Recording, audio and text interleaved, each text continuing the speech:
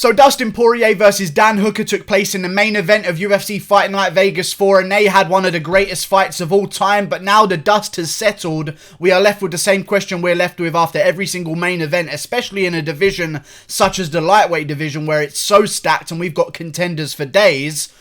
What happens next? Who does each guy face? And I'm only going to be really breaking down Dustin Poirier versus Dan Hooker. Then I'm going to kind of speed through the rest of the lightweight division as well at the end of this video. But Dustin Poirier got his hand raised, got a big win against an up-and-comer in Dan Hooker, reasserted himself at the top of the lightweight division, one fight away from a title shot. I mean, Dustin Poirier came back and put himself in the prime situation. A lot of guys wouldn't have taken a Dan Hooker fight immediately when they came back. I mean, Dustin Poirier could have taken a guy coming off a loss, maybe a guy who's getting a little bit older, but he went straight for Dan Hooker head on, and by doing that, he took that risk, and now he's got the reward, which is being one fight away from a title shot. I feel like with Dustin Poirier, and we'll get to Dan Hooker in a second, but with Dustin Poirier, he should have really, and his Octagon interview, not his Octagon interview, but his post-fight interview that he had with John Anik has now got nearly 1 million views. It might actually have hit 1 million by now, and he didn't call out Conor McGregor, which kind of worries me because Conor McGregor's been chirping back at Dustin Poirier saying he picks the round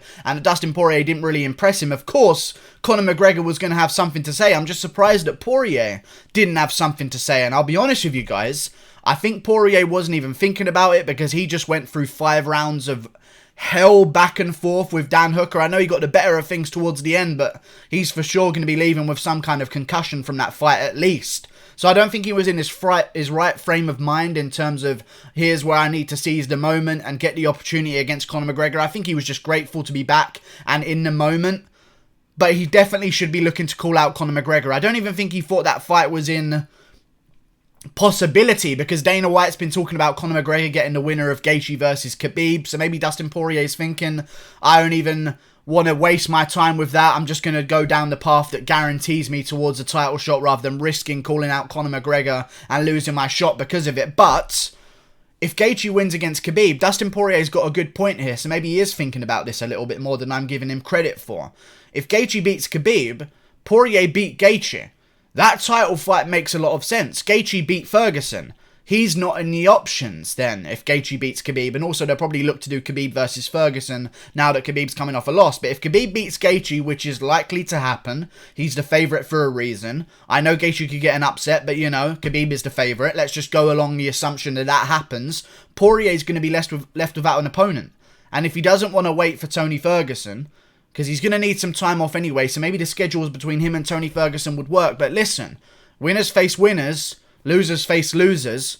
Conor McGregor versus Dustin Poirier 2 is the fight to make right now. Dustin Poirier's name is never bigger. Everyone was watching the fight because of how great it was. It's going to make headlines for the next few weeks until UFC 251 coming up soon. But still, Conor McGregor versus Dustin Poirier is the fight to make.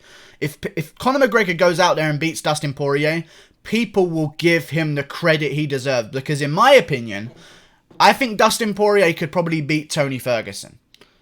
You know, I think Dustin Poirier would probably be the favourite over Tony Ferguson in a fight between the pair of them. I feel like a lot of the odds makers and the perception overall is that Tony Ferguson is finally kind of been cracked a little bit, you know, like he's taken the damage from the Gaethje fight. It's going to be a little bit easier from here on out, but who knows? Tony Ferguson's the type of guy to just ignore Mother of Time or Father of Time, sorry. I was trying to be PG 2020 and get my monetization right. It's Father of Time, but it could be Mother of Time. It could be It of Time, so who knows? Dustin Poirier versus Conor McGregor needs to happen next. Both guys coming off wins. Both guys' names need one more fight before they can get a title shot. Even Conor McGregor. If Conor McGregor gets a title shot next, listen, the fans that don't know much will be really excited, I'm sure. You know, that it would really piss off the hardcores if Conor McGregor got a title shot next. I'll tell you that much for sure. Dustin Poirier, in a lot of people's eyes, has more of a credit to a title shot if Gaethje wins than Conor McGregor does. So I feel like Conor McGregor versus Dustin Poirier should happen next. And Dustin Poirier, I know you're going to want a little bit of time off, but we're working on Conor time.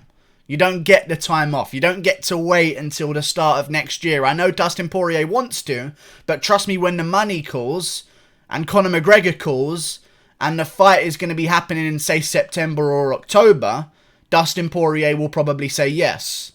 I know he's thinking about it right now, that he wants a little bit of time off because he just went through 5 rounds with Dan Hooker. But come on, Rory McDonald wanted to retire after going through 5 rounds of hell.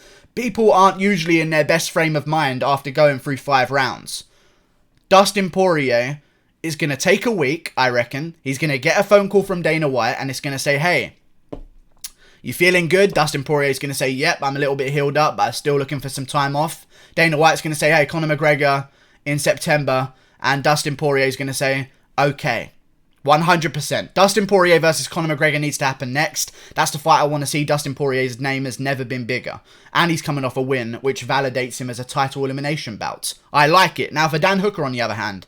Dan Hooker's in a bit of a good situation as well, because even though he lost, there's ways to lose, and you could say that Dan Hooker had the best way of losing there ever was. Other than maybe a little no contest or something like that, but still. If there was a way to lose a fight, at least you lose it like Dan Hooker did. So I don't think he's actually lost too much stock. He's still got a little bit of hype behind him. I know people now know that he can hang with the top of the division. I feel as though Dan Hooker should look for a fight with Tony Ferguson. I think that would be an amazing matchup. Now, what you could also do is save Tony Ferguson out on the sidelines and Dan Hooker and just have them both wait for a while because they're both coming off a lot of damage in their former fights. Ferguson versus Gaethje, Dan Hooker versus Poirier. But I think I would like to see that matchup. Dan Hooker versus Tony Ferguson. Listen, it isn't making the most out of Tony Ferguson's name, don't get me wrong, but still. Tony Ferguson beats Dan Hooker, he could be right there for a title shot again. Like, Dan Hooker's the top of the division. He's not going to move below Paul Felder because he beat Paul Felder. He's going to be highly ranked for a long time. And Oliveira isn't going to be jumping up the rankings anytime soon because Felder beat Oliveira as well. It's a tricky situation in the lightweight division. There aren't a lot of contenders to go round, even though there's a massive logjam, it feels like. So it's very weird, but I feel like Tony Ferguson versus Dan Hooker is a fight that I would like to see next, because I don't want to see Dan Hooker drop right down the rankings for an Ally Quinter coming off a loss or a Gregor Gillespie coming off a loss. And they're not going to do a Paul Felder rematch straight away because that doesn't really make any sense right now. They could let that wait and build a little bit more hype for a rematch, but still, I don't know what Hooker's going to do. I feel like maybe he could wait and see if Gaethje loses to Khabib, and then we could get Dan Hooker versus Justin. No, forget about Tony Ferguson. Tony Ferguson's not fighting Dan Hooker. I've just figured it out. Dan Hooker's going to wait and see if Gaethje loses to Khabib, and then we're going to get Gaethje versus Hooker. 100% we're going to get that, because you know why?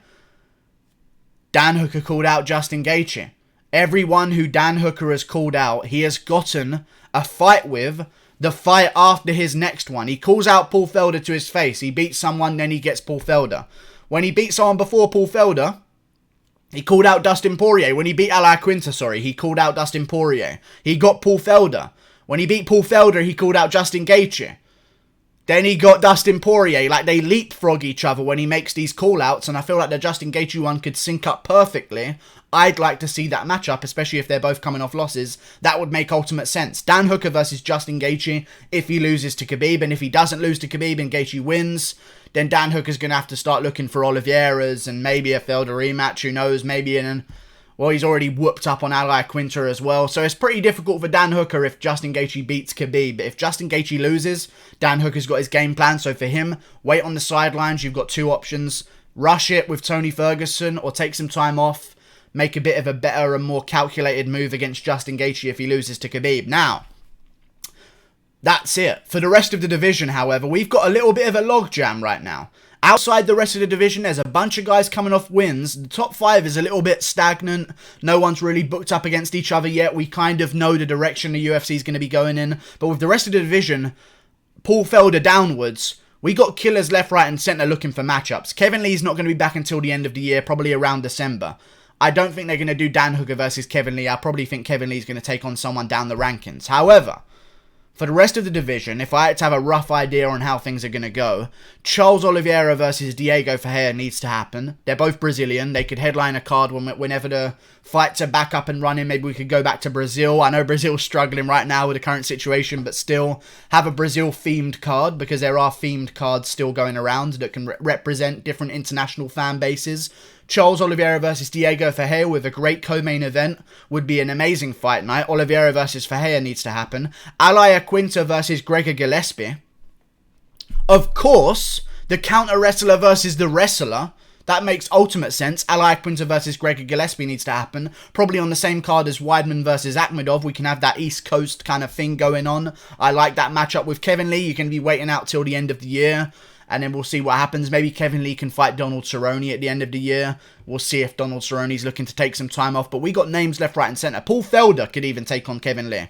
But what I want for Paul Felder is if Gaethje loses to Khabib, which might happen, and Dan Hooker gets the Gaethje fight, Paul Felder could be looking for Tony Ferguson. Tony Ferguson versus Paul Felder is a fucking good fight. That would headline any fight night and bring great numbers to the UFC. Paul Felder versus Tony Ferguson is amazing, and I'll tell you this, Paul Felder's got a damn chance in that fight because Tony Ferguson has not shown the greatest finishing power, and Paul Felder's shown a great ability not to get finished and to come back strong in those later rounds. So, Paul Felder versus Tony Ferguson is a little bit more interesting a fight than some people may first perceive. Tony Ferguson versus Paul Felder could happen if Dan Hooker gets a fight with Justin Gaethje coming off a loss to Khabib. But for the rest of the division, we've got Donald Cerrone. Maybe do that with Kevin Lee. But probably going to do Donald Cerrone versus Drew Dober next. I would imagine they're probably going to do that one. They had the war of the Chads between Drew Dober and Alexander Hernandez. The good Chad won. The pure Chad, not the evil Chad, Alexander Hernandez. The good rose to the top, Drew Dober. Now he's looking, I think, to take on Donald Cerrone. I think that's a matchup that makes sense. And if for Islam Makhachev versus Beneil Dariush sounds amazing as well. And that's the lightweight division made up. And we got a bunch of killers outside that, so just do something like Lando Venata, Karma Worthy, fucking... Who else is there outside the ranking? Nasrat Haqparast versus... If Kevin Lee doesn't get the Cerrone fight, who the fuck knows what Kevin Lee's going to do next is my real point. Maybe, I don't know. RDA's coming back down to the division. Maybe that interests some things. We'll see what happens in the coming months, but for right now... That's sort of my idea of where the division should be going next. Renato Moicano versus Brad Riddell. I'll just throw another name out there because it's a great name. Thank you for watching. Click that button there. Like and subscribe. That's what's next for the lightweight division, including Dan Hooker and Dustin Poirier. Goodbye.